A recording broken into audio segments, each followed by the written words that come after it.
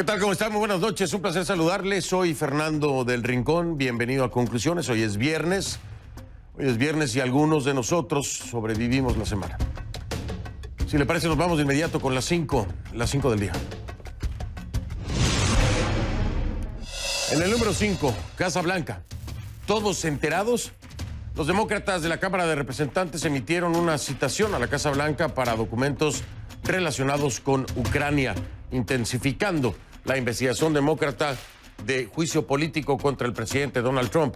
La citación se produjo después de que las 3 comisiones que dirigen la investigación de juicio político enviaran por separado una carta en busca de documentos del vicepresidente Mike Pence como parte de su investigación sobre Trump y su conversación con el presidente de Ucrania. En el número 4, Martín Vizcarra, pasando la página. El presidente del Perú, Martín Vizcarra, rompió el silencio después de haber disuelto el Congreso de la República y aseguró que todas las decisiones han sido respetando escrupulosamente la democracia y Constitución.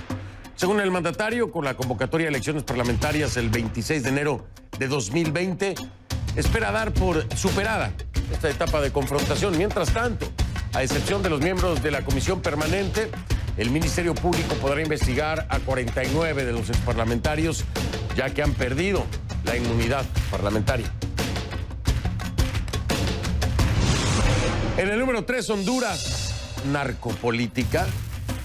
Un testigo cooperante de la Fiscalía de Nueva York en el juicio contra Juan Antonio Tony Hernández, ex congresista hondureño y hermano del actual presidente del país, Juan Orlando Hernández, aseguró haber pagado $100,000 a las campañas del hoy presidente Juan Orlando Hernández para su reelección como presidente del Congreso en 2009 y de Porfirio Lobo Sosa, quien ganó las elecciones presidenciales ese mismo año. En este, que es el tercer día del juicio, el narcotraficante Víctor Hugo Díaz Morales detalló que realizó el pago a las campañas a solicitud del acusado, es decir, de Juan Antonio Tony Hernández. El expresidente Lobo aseguró en Twitter no haber recibido dinero, no haber sido ni ser socio y mucho menos colaborador de ningún delincuente. Por su parte, el presidente Juan Orlando Hernández ha negado cualquier vínculo con el narcotráfico. En el número 2, Justicia Especial. Ya era hora. A poco más de un mes de haber anunciado que retomaban las armas el pasado 29 de agosto, el ex líder de las FARC, Luciano Marín Arango, alias Iván Márquez, así como José Manuel Sierra, alias Zarco Aldinever, y Henry Castellanos, alias Romaña, la JEP, la Justicia Especial para la Paz, los expulsó de su jurisdicción. El magistrado Iván González Amado aseguró que son desertores armados manifiestos del proceso de paz. Como consecuencia, la única sanción, dijo, aceptable es la máxima posible: la expulsión de la Jurisdicción Especial para la Paz y la pérdida de todos los beneficios judiciales y administrativos. En el número 1, Ecuador. Sobre ruedas, el gremio de transportistas del Ecuador, que formó parte de la paralización del servicio desde la madrugada del jueves, como respuesta a las medidas económicas anunciadas por el presidente Lenín Moreno, anunció en la noche de este viernes que levanta la paralización y piden al gobierno la liberación de sus dirigentes detenidos. Mientras tanto, la reunión de autoridades de transporte y otros ministerios continúa para definir un acuerdo sobre el incremento de tarifas de pasajes.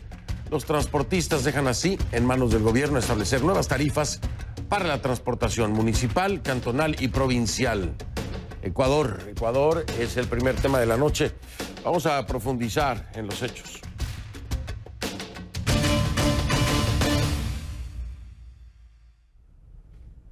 Y le pido que a partir de este momento me acompañe utilizando la etiqueta numeral Conclu Fin del Paro. El hashtag es Conclu Fin del Paro. Esa es la etiqueta que vamos a utilizar. Sus comentarios con esta etiqueta a mi cuenta en Twitter, @soyfdelrincón, @soyfdelrincón. Conclu Fin del Paro es la etiqueta. Más temprano, en el día de hoy, Lenín Moreno lo dijo alto y claro: no va a dar marcha atrás. Se mantienen las medidas económicas que desataron protestas masivas en varias ciudades del país, mayormente el tema del subsidio al combustible. El mandatario reiteró que no se va a derogar la eliminación del subsidio al combustible. El dinero que se destinaba a esos subsidios, dice el presidente, se utilizará a partir de ahora para seguridad, salud y educación. Escúchelo usted. No voy a cambiar de opinión, que quede absolutamente claro.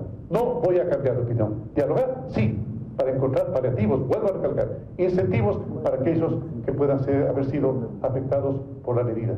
Me alegro mucho la respuesta inmensa, mayoritaria del pueblo ecuatoriano para apoyar una decisión valiente del gobierno nacional.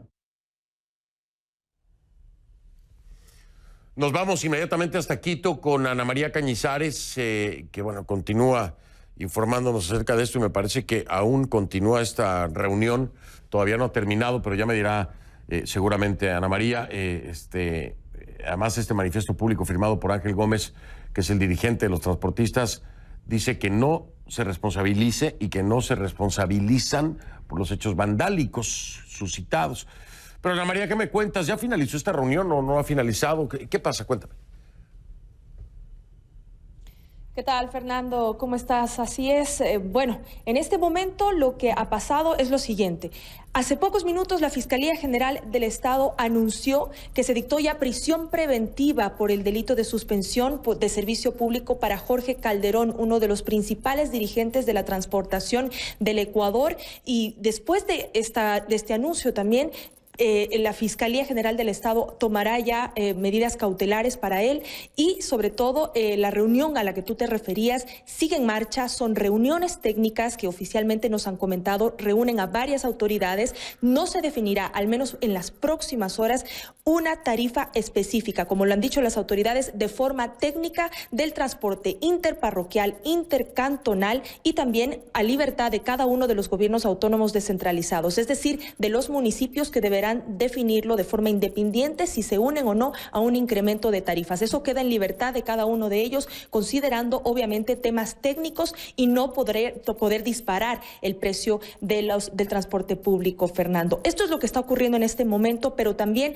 hay que señalar algunas cifras después de estos 2 días de intensas jornadas de protestas. 368 detenidos se han registrado, más de 20.000 desplegados al menos del ejército. Hay 33 policías heridos que también se han registrado en las últimas horas, Fernando. Nosotros hemos recorrido la ciudad, hubo fuertes enfrentamientos en el sector del centro histórico que después del día jueves quedó con serios destrozos en su patrimonio, en sus propiedades, en locales comerciales que fueron vandalizados. Hemos hecho un registro de todo lo que ocurrió en la capital, pero también de lo que dice la gente. La gente realmente en las calles quería que esto se llegue a un feliz término, quizás no como a todos les gustaría, pero lograr el fin de las paralizaciones, pues realmente el transporte detenido, las clases paralizadas estaban generando serios problemas. La Cámara de Industrias del país ha cuantificado en más de 200 millones de dólares el impacto de esta medida de hecho, pero como vemos en este momento, tendrán que venir también las sanciones judiciales y en esto ha sido enfático el gobierno en que la justicia tendrá que hacer lo suyo y los dirigentes que han sido parte de toda esta medida de hecho, sostenerse a las consecuencias de lo que ha pasado en los últimos 2 días, Fernando. Así se sella este paro de la transportación. Los sectores de los gremios de los trabajadores no se han pronunciado todavía, son los que de alguna forma se han mantenido con más distancia de lo que han sido estas manifestaciones. Sin embargo, habrá que ver en las próximas horas también cuando el gobierno ha anunciado que enviará los proyectos económicos de reformas a la Asamblea Nacional, quien deberá dar trámite a otro tipo de reformas. El presidente también firmó el día de hoy un decreto para elevar el bono para las personas que reciben a $15. Será un impacto para 5 millones de personas que podrán recibir este aumento del bono que lo venían ya haciendo 1.300.000 familias, Fernando. Esto es lo que ha ocurrido en el día de hoy. Las protestas también han ido bajando de tono, ha habido varios focos de violencia. Sin embargo, el presidente Lenín Moreno, cuando ha dicho en las últimas horas que no va a retroceder la medida, sin embargo, hemos visto que los focos han ido bajando paulatinamente en diferentes puntos del país, sobre todo en Quito y Guayaquil. Ya veíamos cómo estaba la situación el día de ayer. De hecho, la ministra de Gobierno, María Paula Romo, dijo que la principal cantidad de detenidos estuvo en la ciudad de Guayaquil. Es una buena noticia, vamos a decirlo, ¿no? El hecho de que haya bajado intensidad las protestas, porque, bueno, ha costado muchísimo dinero, ya lo decía Ana María, estaba diciendo el alcalde Jorge Yunda de Quito, unos 290 millones de dólares en pérdidas solamente para Quito. Es una cantidad impresionante de daños que se causaron. Obviamente no solamente los daños, sino es por el funcionamiento de los comercios, en fin, por muchas otras cosas que en total daría esa cifra. Tengo una duda, Ana María, no sé si tú puedas aclarármela, ¿no? Pero esto es algo que me viene a la mente. Después de la charla que tuve con el presidente Lenín Moreno en Nueva York, que no fue hace mucho, hablábamos de las reformas de las cuales estaba en espera el propio Fondo Monetario Internacional para poder tener acceso a cierta cantidad de dinero, endeudarse obviamente Ecuador por necesidad. Yo te quiero preguntar nada más. Estas reformas, de las que ya nos estás diciendo tú que también se presentarán en otros ámbitos, ¿están de alguna u otra forma vinculadas a las que se está esperando por parte del Fondo Monetario Internacional? Correcto, Fernando, es lo que precisamente había dicho el presidente Lenín Moreno a CNN hace pocos días, y es que estas reformas, estos decretos están vinculados también a lo que el Fondo Monetario en su momento exigía, ¿no? Algunos cambios, algunas modificaciones financieras para poder pasar una segunda revisión económica al Ecuador y hacer un desembolso de más de 200 millones de dólares, Fernando. Eso es lo que se espera por parte del Fondo Monetario Internacional, y obviamente el mismo Fondo Monetario ha recibido con buenos ojos estas recientes reformas, estos recientes decretos que ha firmado el presidente Lenín Moreno para la economía ecuatoriana. Sí, y era una condición, vamos a decirlo así, del Fondo Monetario Internacional, precisamente el avance en estas reformas. Así es. Ana María Cañizares, como siempre, un gusto y puntual con la información. Ana María Cañizares desde Quito. Buen fin de semana, Ana María, y qué bueno que la cosa está más tranquila. Gracias, Fernando. Buena noche. Buenas noches. Y bueno, aunque la situación en Ecuador, como ya nos decía Ana María, parece pues estar en control, vamos a decirlo así, tras la decisión de los transportistas de poner fin al paro, la oposición política está pidiendo un adelanto electoral para sacar a Lenín Moreno del poder y volver a la calma. Así lo han dicho. En horas de la madrugada, el expresidente Rafael Correa, quien se ha mantenido activo, muy activo en redes sociales para condenar el ajuste económico de Moreno y quien ha sido señalado de promover las manifestaciones, se hizo eco de estos llamados. Correa, reaccionando a un video de las protestas, dijo: ¿qué nos pasa? Esto demuestra la crisis moral que vive la patria por culpa del peor gobierno de la historia. Ecuador tiene mecanismos constitucionales para superar tanta conmoción. Constitución, artículo 130, numeral 2, que habla del poder del Congreso para elegir un presidente en caso de falta definitiva. Y el artículo 148, que se vayan todos, dijo Correa. Llamen a elecciones, recuperemos la paz. Eso es lo que dice ahí en su cuenta de Twitter. Correa también resaltó un reclamo que le pide explicaciones a la ministra de Gobierno de Ecuador, María Paula Romo, por el comportamiento policial en el marco de las protestas. Y es que en varios videos se ve a la policía reprimir a manifestantes y también a personal de prensa. El gobierno de Moreno ha condenado el accionar de la policía, al mismo tiempo que alega tener identificados a los grupos violentos que quieren desestabilizar al país. ¿Está el expresidente Correa incluido en esa lista? ¿En los desestabilizadores? Se lo voy a preguntar a mi invitada.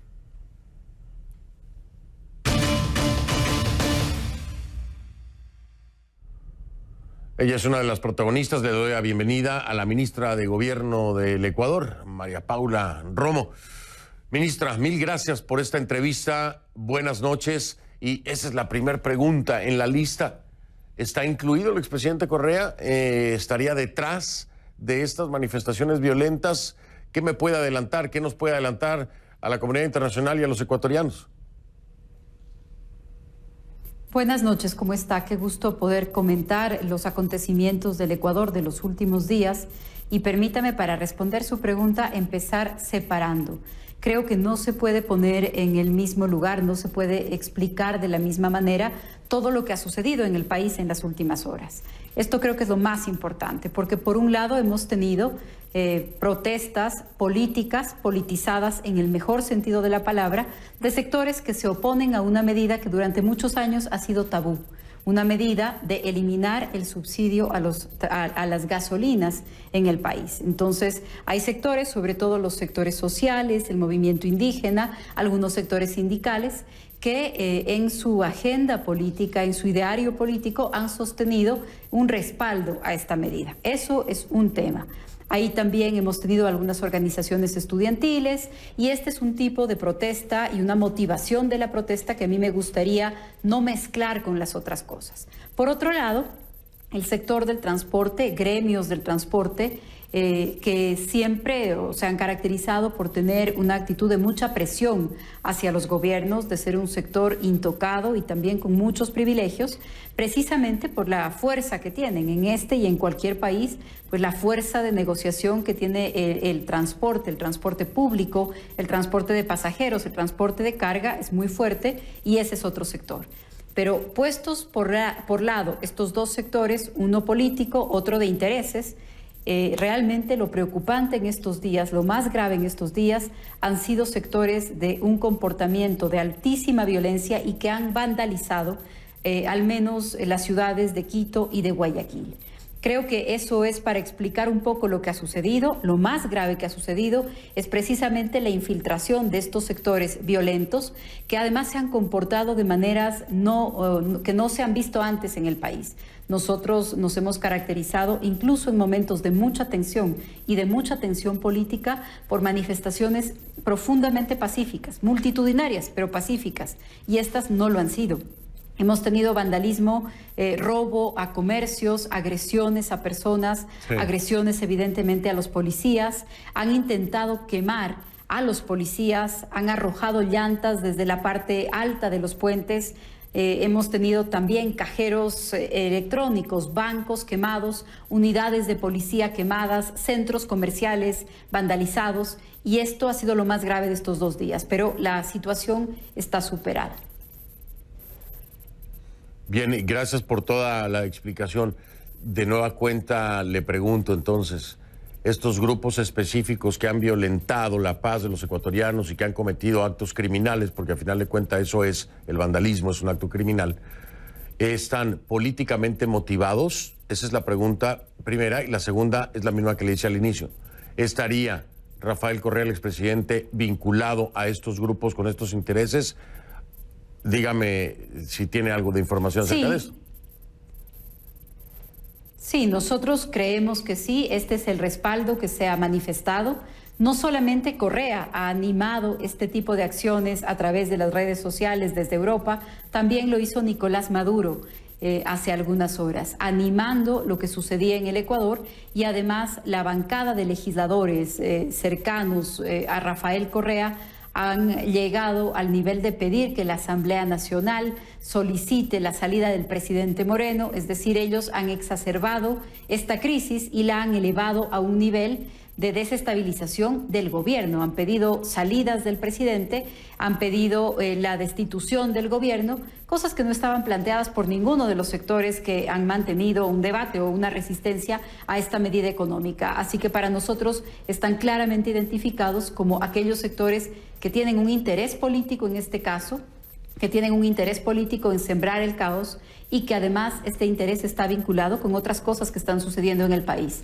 La audiencia de casación del juicio que hoy tiene preso al vicepresidente de Rafael Correa es precisamente en los próximos días, y también los procesos judiciales relacionados con un grave caso de corrupción en el país, un caso de sobornos, es el equivalente al escándalo de Odebrecht en el Ecuador. De hecho, Odebrecht es una de las principales involucradas en este caso judicial, también está próximo a ser tratado en los juzgados. Entonces, realmente se suman una serie de intereses, y políticamente los sectores afines al correísmo y el propio Correa han procurado profundizar el caos en estos días en el país. Afortunadamente, creo que no lo han logrado. Por un lado, las organizaciones sociales, los sectores políticos, me parece que han aislado esas protestas y esas declaraciones, y por otro lado, creo que el manejo de la crisis, el manejo de esta violencia por parte del Estado también ha logrado que el sector más fuerte de presión, que tenía caotizadas algunas vías del país, deponga sus medidas, de hecho, ya esta noche. Es muy importante lo que está diciendo la ministra María Paula Romo, porque en efecto se hacían llamados por parte del expresidente Correa, incluso para sacar al presidente Moreno del poder, la injerencia del régimen de Nicolás Maduro. Y después de la pausa quiero profundizar un poco más en eso, por supuesto, ministra, si me lo permite, porque es un tema que pudiera ser recurrente, pero que a la vez pudiera tener un escenario legal y un escenario diplomático. Y me gustaría entender si hay una proyección por parte del gobierno del presidente Moreno para llevar esto al plano legal en el caso del expresidente Correa, y si habrá alguna nota diplomática por parte del gobierno ecuatoriano con respecto al régimen y la injerencia, obviamente, del régimen de Nicolás Maduro. Hago una pausa, hablo con esto al regresar a la pausa con mi invitada esta noche en un tema que rebasó, creo yo, las reformas y el tema del subsidio, y que trataron de llevarlo a otro punto. Por supuesto, también en conclusiones, hubo una reunión muy importante en El Salvador de la sociedad civil nicaragüense y la comisión de la OEA. Pero ¿cuál era el fin? ¿Otro informe? ¿O de ahí salió algo más, algo nuevo? Un nuevo aire para los nicaragüenses. Vamos a hablar acerca de eso, esta misión de la OEA sobre Nicaragua, pero fue en El Salvador, recuerden.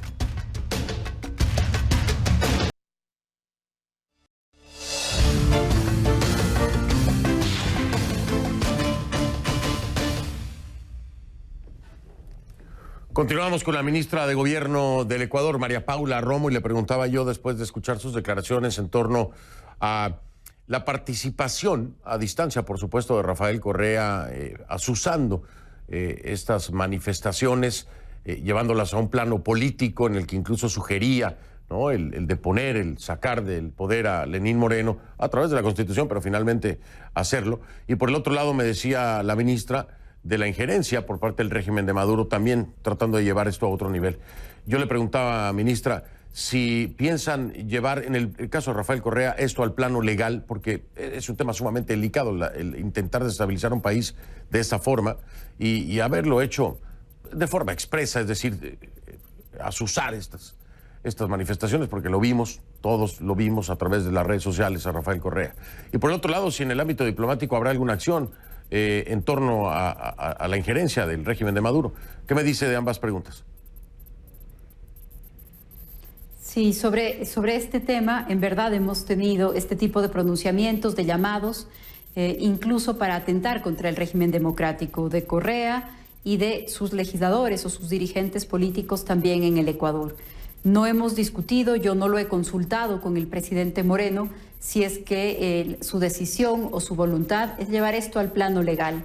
Pero tal vez me apresuro al decirle que Rafael Correa y muchos de sus acólitos tienen tanto que explicar en el plano legal que realmente ojalá los procesos se concentren en eso, casos de corrupción. Correa inclusive está procesado por un secuestro internacional con fines políticos, así que todavía la justicia tiene mucho que hacer con ellos, independientemente de esta instigación de los últimos días.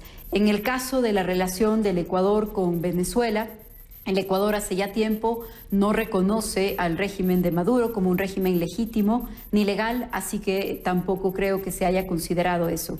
Más bien, nuestro interés es dar la vuelta a la página de la violencia. El presidente Moreno esta semana le propuso al país un conjunto de medidas económicas y legales para la reactivación productiva y para el empleo. Y en el caso del subsidio a los combustibles fósiles, le propuso un cambio que para el Ecuador es una reforma estructural en su economía. Así que para nosotros es prioritario dar la vuelta a esta página de violencia, a esta página de confrontación. Por supuesto, siempre vamos a mantener abierto el diálogo para aquellos que tienen diferencias de concepción sobre este tema, que tienen otros planteamientos, pero cuanto antes ponernos a trabajar en la reforma legal que el presidente le propone a la Asamblea y el tema de la modificación, de la eliminación del subsidio a los combustibles está ya vigente en el país. Queremos ver al futuro. Esa es la gran propuesta que el presidente Moreno ha hecho con estos anuncios. Ahora, durante estas protestas, ministra, ocurrieron situaciones en contra de mis colegas de la prensa. Usted está perfectamente bien enterada, incluso agresiones por parte de los cuerpos de seguridad. ¿Qué se va a hacer al respecto? Porque esto no puede quedar impune, ministra. ¿Usted está de acuerdo conmigo? Es decir, si bien se está haciendo investigación y se han hecho detenciones, más de 300 de aquellas personas que durante las manifestaciones se convirtieron en violentas, pues también del otro lado tiene que haber un seguimiento a esto que es finalmente un ataque contra la libre expresión. ¿Se va a hacer algo? ¿Se le está dando seguimiento? ¿Se tienen señalados aquellos elementos que incumplieron con su servicio y con su protección precisamente también a la prensa? Claro que sí. Hemos cerrado la jornada de hoy con 375 detenidos en el país. Es un número muy alto para nosotros, es un número muy alto para un país que acostumbra protestar de otra manera, pero la gran mayoría de estos detenidos están relacionados con actos vandálicos.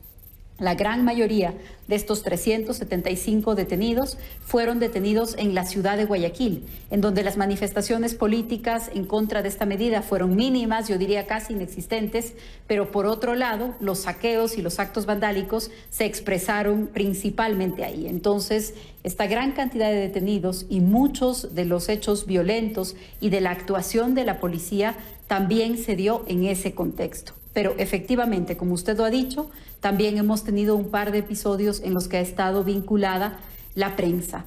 El trabajo de la policía, yo lo he dicho, es la postura del gobierno, es la postura del presidente, es la mía. No solamente que la policía debe respetar el trabajo de la prensa, sino que debe garantizarlo. Debe garantizar el trabajo de la prensa al hacer cobertura, que a la vez es garantizar el derecho de los ciudadanos a enterarse de lo que está pasando. Vamos a revisar esos incidentes puntuales. Pues vamos a darle el seguimiento a eso, ministra, y estaremos muy al pendiente de cómo las cosas, digo, ya se calmaron, pero cómo las cosas continúan, sobre todo durante el fin de semana. Le quiero agradecer su tiempo, que haya estado conmigo esta noche, sobre todo en una semana tan agitada. Ministra, es usted muy amable y les deseo lo mejor a los ecuatorianos, por supuesto, a todos, desde ninguna perspectiva política, sino a título personal. Muchas gracias, muy amable, ministra. Muchas gracias a usted y ojalá así sea. Los ecuatorianos merecemos ese cambio estructural que esta decisión implica para nosotros. Así es, ya lo creo, y que puedan solventar precisamente también estos cambios económicos que finalmente tienen un impacto. Era la ministra María Paula Romo quien me acompañó desde Quito. Voy a marcar una pausa y regresamos con este tema que es Nicaragua, pero en una reunión que se dio en El Salvador. La sociedad civil nicaragüense y la comisión de la OEA. ¿Cuál era el fin? ¿Otro informe? ¿O se logró algo más?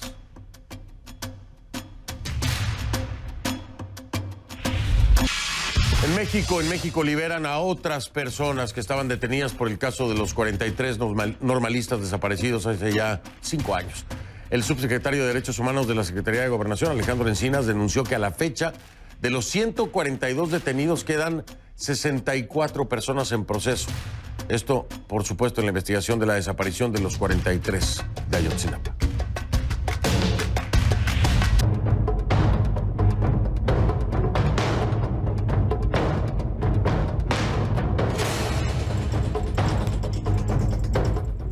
Le pido que a partir de este momento me acompañe utilizando la etiqueta numeral Conclunica Salvador. Conclunica Salvador es la etiqueta, por supuesto, porque la reunión que se da con la OEA es ahí en El Salvador. Conclunica Salvador es la etiqueta. Sus comentarios a mi cuenta en Twitter, @soyfdelrincón, @soyfdelrincón. A ver, el comisionado de alto nivel de la Organización de los Estados Americanos para Nicaragua y representantes de la sociedad civil nicaragüense se reunieron. Tuvo que ser en San Salvador, el martes y miércoles de esta semana. Se reunieron en la capital salvadoreña porque, como usted sabe, no tuvieron otra opción. Daniel Ortega decidió el 14 de septiembre prohibirle la entrada a Nicaragua a la comisión. La misión escuchó por 3 días los testimonios de personas que estuvieron detenidas por el gobierno de Ortega y de madres de estudiantes asesinados durante las protestas en Nicaragua. Estos testimonios serán utilizados para elaborar un informe que será presentado al Consejo Permanente en noviembre próximo. El documento será utilizado para que la OEA vote si sanciona o no al régimen de Ortega y sacar al país del seno de la organización. Al término de las reuniones y a través de un comunicado, la comisión indica que La comisión hace pública su preocupación por la seguridad de las personas que fueron entrevistadas durante su estadía e insta al gobierno de Nicaragua a proteger la seguridad de estas personas en su regreso al país. La comisión hace responsable al gobierno de Managua sobre la seguridad de todas las personas que viajaron a El Salvador para brindar sus testimonios ante la misma. Bueno, pero ¿qué dice la sociedad civil nicaragüense luego de las reuniones? Porque como que estas declaraciones de la OEA están muy obvias, ¿no? Y además, muchos de ellos no pueden ni regresar. Entonces, vamos a hablar con mi invitada de esta noche.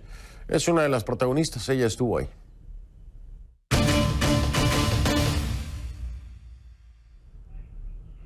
Le doy la bienvenida y me da mucho gusto recibir a Irlanda Jerez. Ella estuvo detenida por el régimen de Ortega por más de 300 días, esto solamente por apoyar las protestas. Estuvo también en esta reunión en El Salvador, pero ya se encuentra, no en su país, ¿no? En Costa Rica. Irlanda, gracias por estar aquí. Buenas noches, bienvenida. Muy buenas noches, Fernando. Gracias a ti por darle la oportunidad a nuestro pueblo de compartir todo lo que estamos haciendo desde el exilio por la libertad de Nicaragua. Y mucho que se tiene que hacer, mucho más que se tiene que hacer, Irlanda. A ver, de entrada, para que nuestra audiencia internacional entienda por qué no estás en Nicaragua, por qué estás en Costa Rica. Salí de Nicaragua el 25 de junio de este año, posteriormente de haber sido liberada el 11 de junio bajo una ley de amnistía. El régimen me tuvo secuestrada 329 días por alzar mi voz, mi bandera, impulsar las protestas de los paros nacionales y la desobediencia civil. El día que yo fui liberada, confiscaron mi casa, saquearon, posteriormente allanaron otra de nuestras propiedades de la familia Jerez.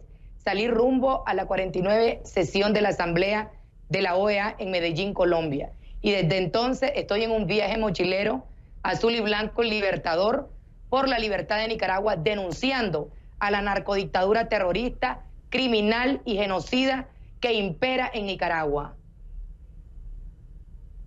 Irlanda, obviamente, no puede regresar en este momento al país. No, vaya, hay un contexto sumamente complejo. Pero entonces yo veo estas declaraciones que hace la OEA después de esta reunión y yo digo, pero de verdad, como decimos comúnmente, pero esas declaraciones se caen de la mata. Se caen de la mata. ¿A quién más responsabilizar sino al régimen de Ortega?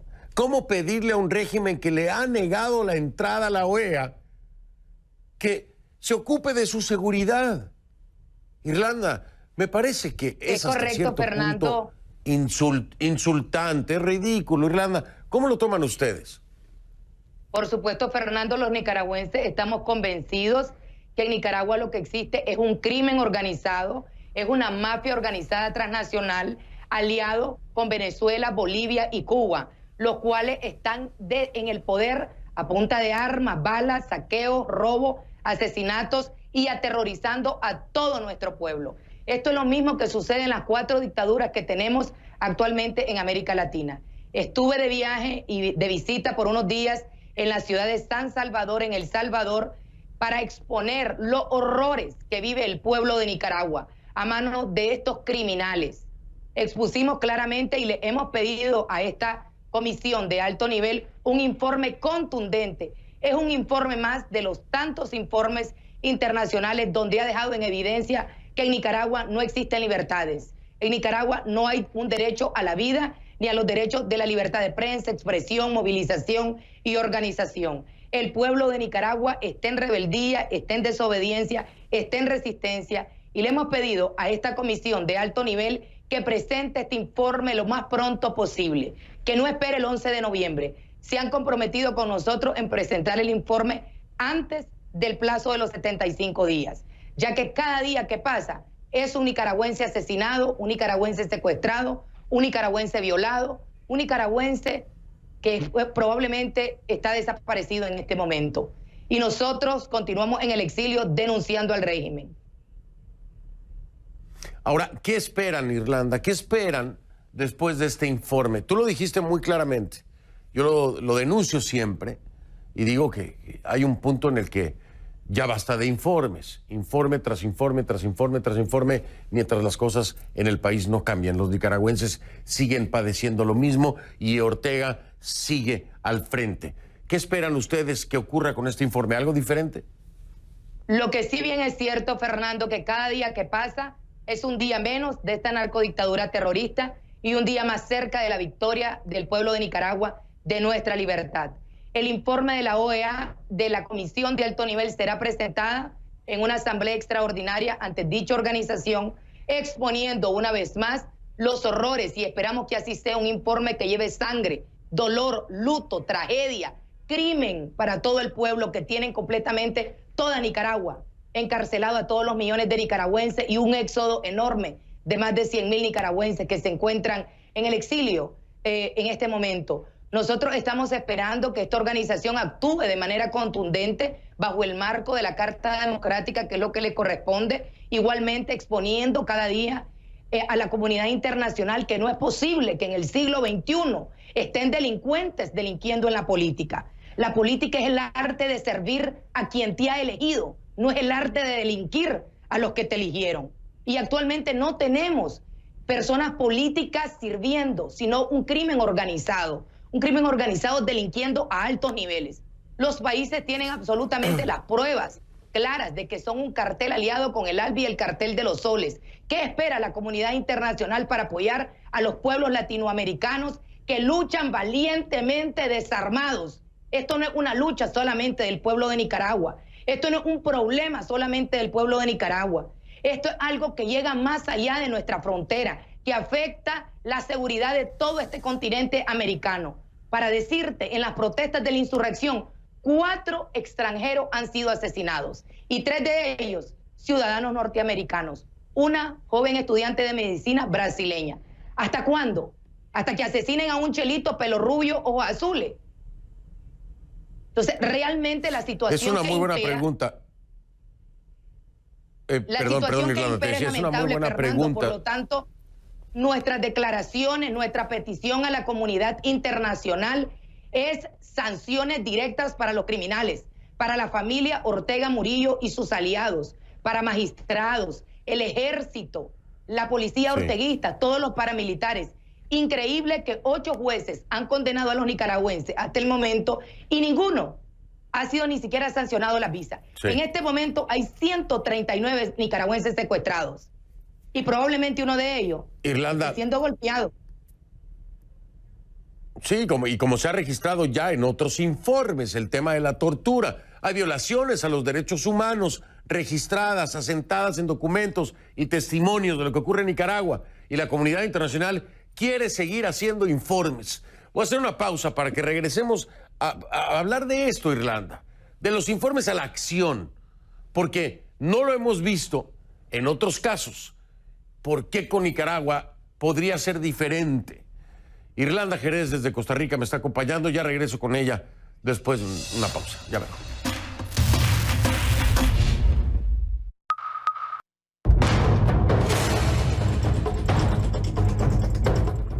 Estoy de regreso con Irlanda Jerez, comerciante nicaragüense, opositora del gobierno, del régimen de Daniel Ortega y Murillo. Ella está en Costa Rica y yo te preguntaba, a ver, te lo voy a decir así como yo lo entiendo, Irlanda. Podemos morir en Latinoamérica sepultados en informes,